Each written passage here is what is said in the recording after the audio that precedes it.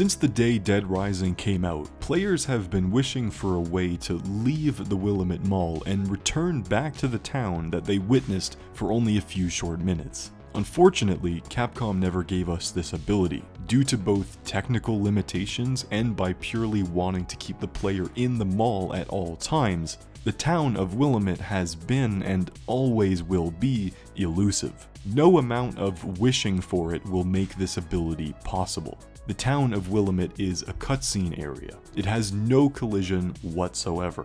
The zombies walk on a cutscene track, moving by predetermined coordinates. If you ever made this level a playable area by forcing Frank to spawn here, you'd never be able to walk around. This is also punctuated by the fact that the town was never designed to be viewed from certain angles. It has backface culling everywhere you look.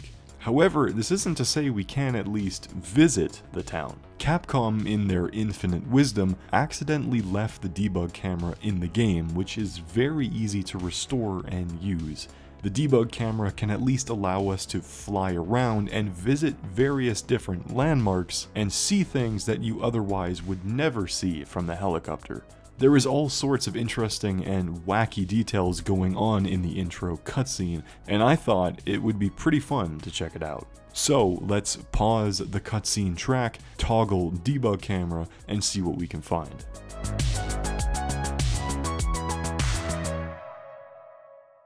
So, when you enable debug camera, you detach from the regular cutscene camera track, which allows us to exit the helicopter. It retains the camera HUD, but I'll remove that so we can see easier.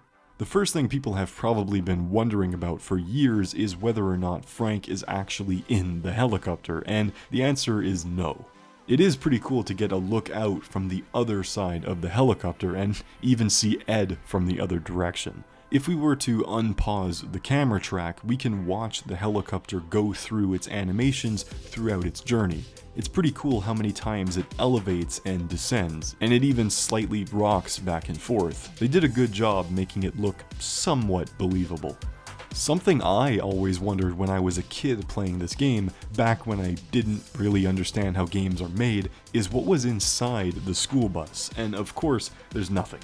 It is kind of cool to position the camera inside and make it look like it's a cutscene of its own. Behind the school bus, down the street, is a detail that I never actually noticed before, and while it can technically be seen from the helicopter, if you never noticed before, there's actually a zombie stuck under a car with a completely unique animation. There's also a zombie that has decided to take a nap in the most uncomfortable location humanly imaginable.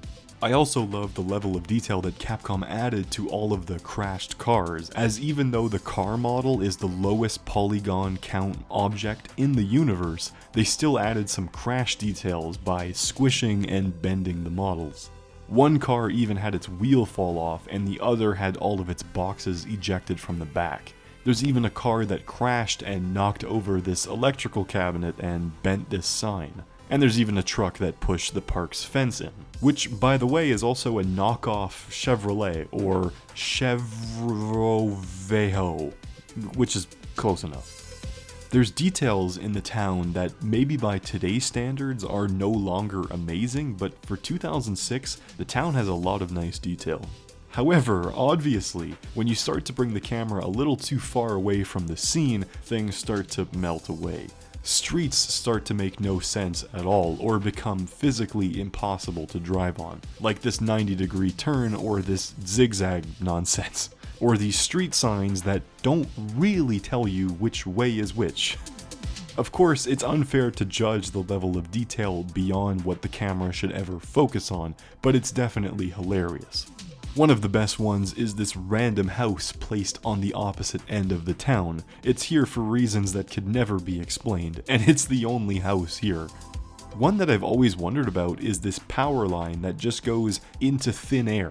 This is something that you could see from the helicopter, but up close it's even stranger. Or their decision to add this rooftop of a building. Just the rooftop. Apparently that's good enough. Now, it's not to say that everything is terrible outside of the scene. I was actually shocked to get a closer look at these homes. as to my amazement they even have a modeled fence and gate, and even a car parked in the driveway. There's some pretty surprising details that have no business existing this far away from the camera, like this parking lot with cars in it that is completely hidden away from the camera's view, but yet here it is. Again, like I mentioned in the intro, the town model suffers from culling, and I mean a lot of culling. If you point the camera towards the helicopter rather than away from it, the entire town starts to turn invisible. This is nothing new to game development, but it makes it kind of ugly to look at. I haven't been able to find any evidence that the back face of these buildings are actually 3D rendered at all, which means it would be a nightmare to restore them if we ever wanted to make this town fully playable. One of my favorite details is how the developers placed a few zombies on various rooftops, which really just adds to the overall detail of the world. Some are on the roof, while others are on balconies. It's pretty cool. It's also interesting that the majority of the animations are completely unique to the intro cutscene. Also, apparently this isn't Willamette, Colorado at all, as according to the writing on these electrical cabinets, we're actually in Boston, or maybe even Detroit, as there's signs pointing to the warning of sudden gunfire, which will forever be my favorite quote. Or maybe it's the fact that Jack's Market advertises selling cigarettes on one sign or a singular cigarette on the other. Now, for anyone who has extracted the textures of the town model and observed them up close, this is nothing new, but one of the more interesting details is the official Capcom stores placed throughout the town randomly, like this Capcom Fighting Evolution or this Mega Man Anniversary Collection store, which is interestingly copyrighted in 2005. Of course, the textures of the store banner don't usually correlate to the store itself, as the Mega Man store implies they also sell tacos and tortillas. And finally, that brings us to something that has bothered me for literally years, and yet nobody really mentions it. For some strange reason, Capcom culled the wrong face of the fence on this rooftop here, which is in plain view of the helicopter camera.